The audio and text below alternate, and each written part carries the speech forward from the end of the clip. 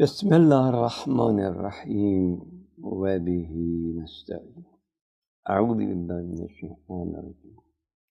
ان خفتم شقاق بینهما فابعثوا حکما من اهله و حکما من اهله ان یریدا اصلاحا یوفق الله بینهما ان الله کان علیما حکیما.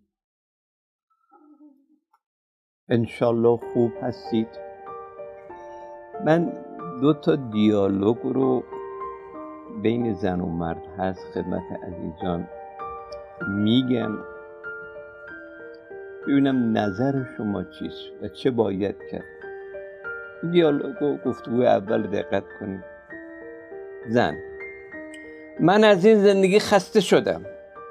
مرد: برای چی؟ زن: تو که به من علاقه نداری. اصلا